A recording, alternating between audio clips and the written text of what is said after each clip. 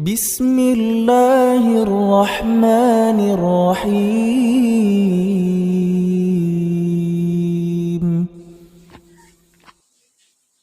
السلام عليكم ورحمة الله وبركاته. أعوذ بالله. بسم الله. الحمد لله الذي هدانا لدين الحنافية السمحة ووفقنا لاتباع السنة والجماعة. والصلاة والسلام على سيدنا محمد النبي هدي الأمة وعلى آله وصحبه من يومنا هذا إلى يوم الإقامة. أشهد أن لا إله إلا الله وحده لا شريك له وأشهد أن سيدنا محمدا عبده ورسوله لا نبي بعده. Amma ba'd. Hadirin kaum muslimin rahimakumullah di mana saja Anda berada. Sahabat kalam aswaja yang budiman.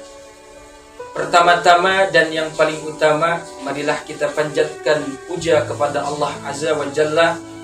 Kita panjatkan puji kepada Allah Rabbul Izzati, yang mana alhamdulillah atas berkat rahmat dan hidayahnya pada kesempatan kali ini saya bisa dipertemukan kembali dengan hadirin di mana saja Anda berada. Alhamdulillah. Tak lupa salawat beserta salam senantiasa tercurah limpahkan kepada junjunan alam, membawa umatnya dari resesi jahiliyah sampai kepada reformasi Islamiyah. The one Islam revolutionary hero in the world. He is the best messenger forever and ever, yakni Habibana wa Nabiyana wa Maulana Muhammad sallallahu alaihi wasallam.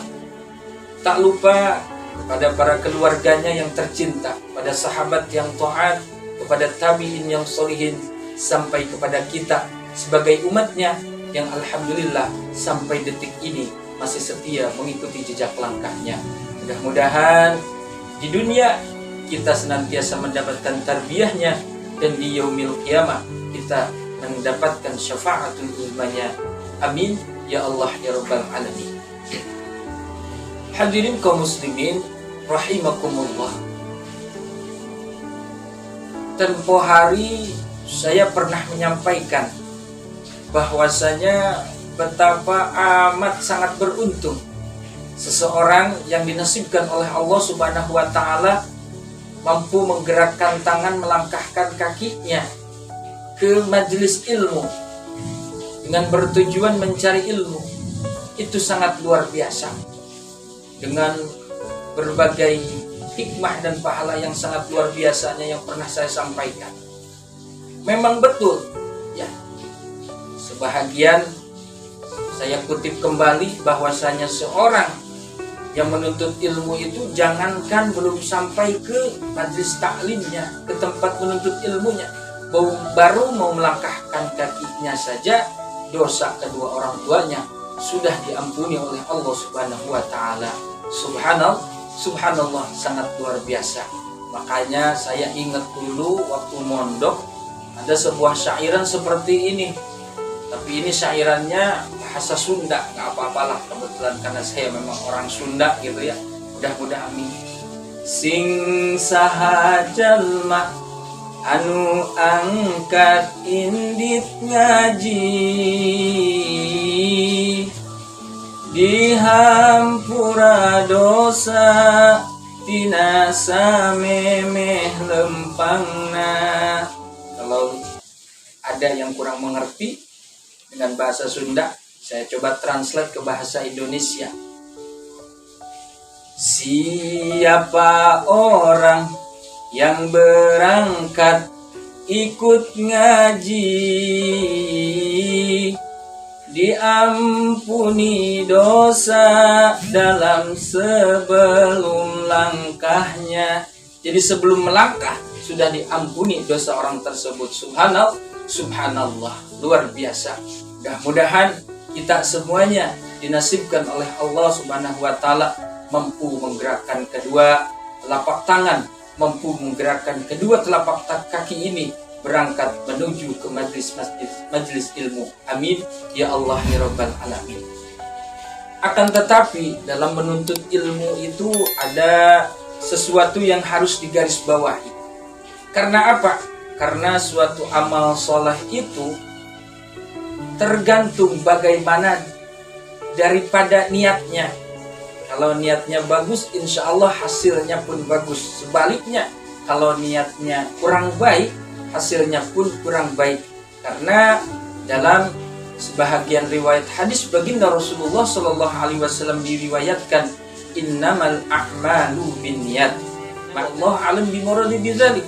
Sesungguhnya syarat sahnya suatu amal itu tergantung daripada niatnya. Kalau niatnya baik, insya Allah perjalanan hasilnya pun akan baik. Akan tetapi sebaliknya, jikalau niatnya kurang begitu baik, kemungkinan besar dalam perjalanannya pun akan menemui sesuatu hal yang kurang baik dan hasilnya pun kurang begitu baik. Nah, hadirin kaum muslimin rahimakumullah di mana saya berada.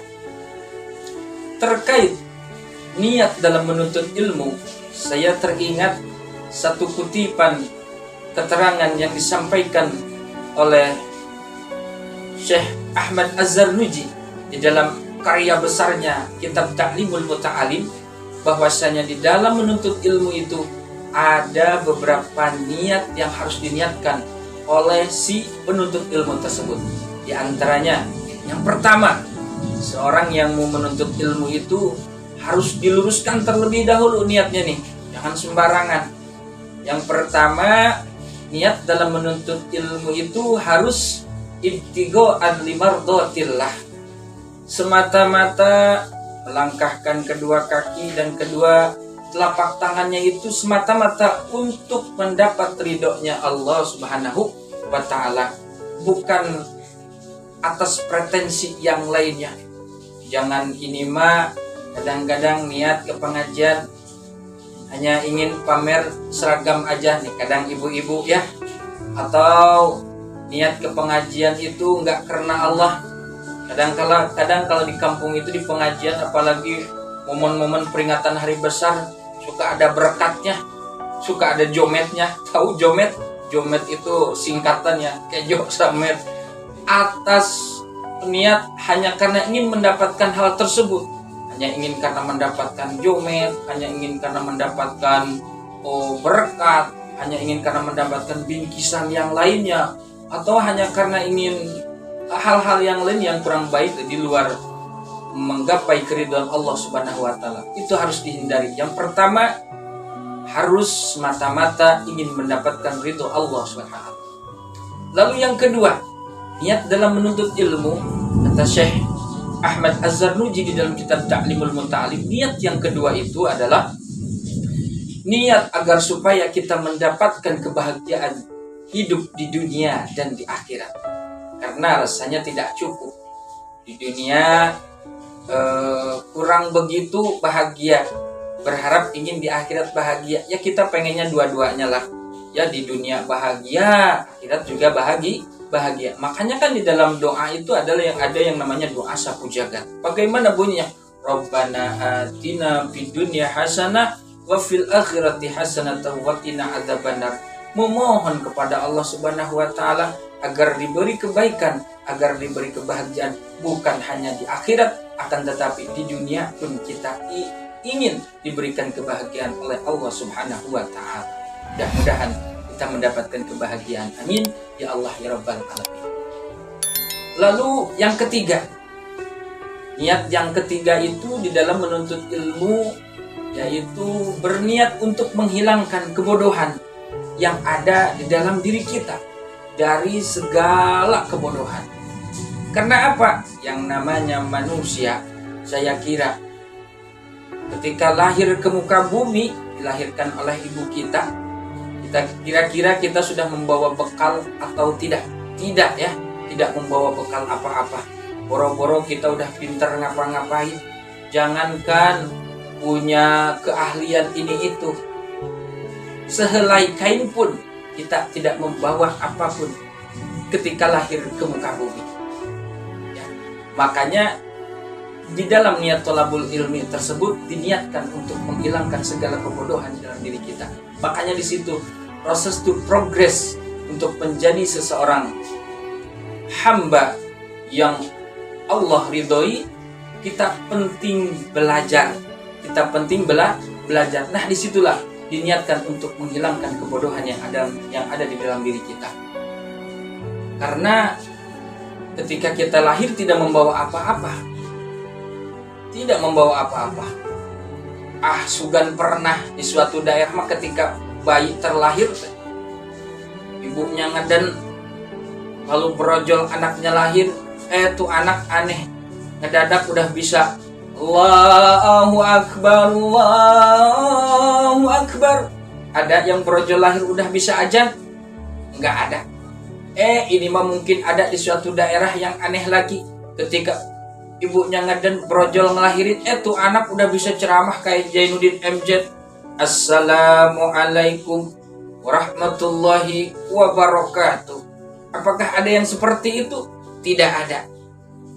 Terkecuali baginda Nabi besar Muhammad sallallahu alaihi wasallam ketika terlahir ke alam dunia itu, ke muka bumi, beliau diceritakan sujud kepada Allah Subhanahu wa taala, lalu mengangkatkan kedua tangannya bermunajat kepada Allah Subhanahu wa taala. Itu beda, itu namanya mukjizat. Lakan kita mah orang biasa, gak ada yang seperti itu. Jadi perlu yang namanya belajar.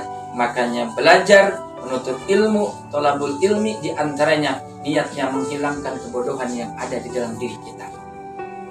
Lalu berapa tadi? 3. Yang keempat, niat di dalam thalabul ilmi itu harus diniatkan di dalam hati kita dengan tulus untuk menghidupkan agama Islam, dalam artian mensyiarkan agama Islam, syariat agama yang dibawa oleh baginda Nabi besar Muhammad sallallahu alaihi wasallam. Itu yang keempat, harus diniatkan seperti itu.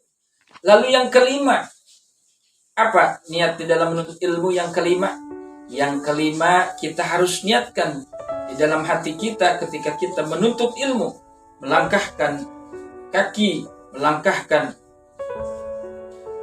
menggerakkan kedua tangan ini, niat untuk bersyukur kepada Allah Subhanahu wa taala, karena Allah Subhanahu wa taala yang telah memberi kita sehat jiwa dan raga.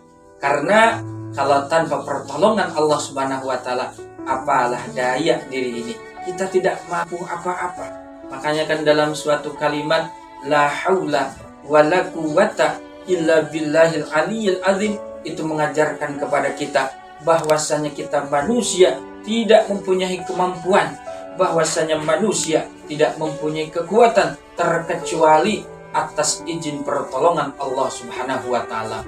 Termasuk saya, termasuk kita di sini semua bisa ketemu, bisa kembali lagi di channel Kalam Aswaja ini merupakan atas kudrat dan iradatnya Allah Subhanahu wa taala. Itu 5. Bahkan di dalam niat menuntut ilmu itu ditambahkan satu lagi. Selain tadi yang 5, yang pertama mengharap ridho Allah Subhanahu wa taala. Lalu yang kedua, ingin menggapai kebahagiaan di dunia dan di akhirat. Lalu yang ketiga, niat menghilangkan kebodohan yang ada di dalam diri kita. Lalu yang keempat, diniatkan menghidupkan agama Islam atau syiar agama Islam.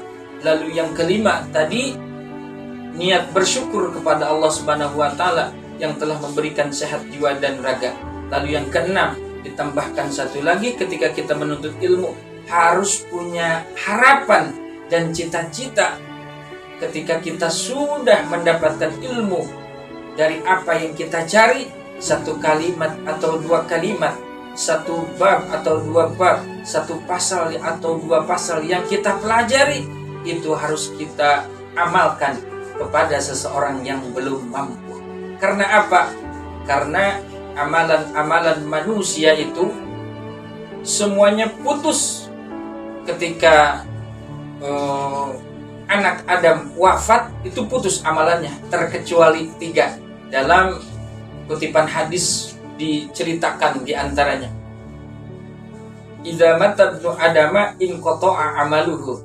Tatkala wafat anak Adam itu, manusia maksudnya, in qata'a amaluhu, maka putuslah segala amalan-amalannya, terkecuali ada 3 yang tidak akan terputus. Apa? Yang pertama itu shadaqatin jariyatin, sedekah jariah.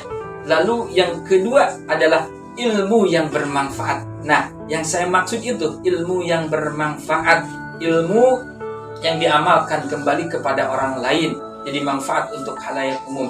Lalu yang ketiga, amalan yang tidak akan terputus tembus ke akhirat itu adalah putra yang soleh. Dalam artian putra yang soleh itu putra yang mendoakan kepada kedua orang tuanya. Hadirin kaum muslimin rahimakumullah di mana saja Anda berada. Mudah-mudahan kita semuanya ditakdirkan oleh Allah Subhanahu wa taala menjadi orang-orang yang mampu menggerakkan kedua telapak tangan ini, kedua telapak kaki ini berjalan, bergerak menuju majlis-majlis ilmu. Amin ya Allah ya Rabbal alamin. Rabbana zalamna anfusana wa illam taghfir lana wa tarhamna lanakunanna minal khasirin. Wallahul muwaffiq ila aqwamit thoriq wa billahil hidayah wat taufiq wal afu minkum. Tsumma assalamu alaikum warahmatullahi wabarakatuh.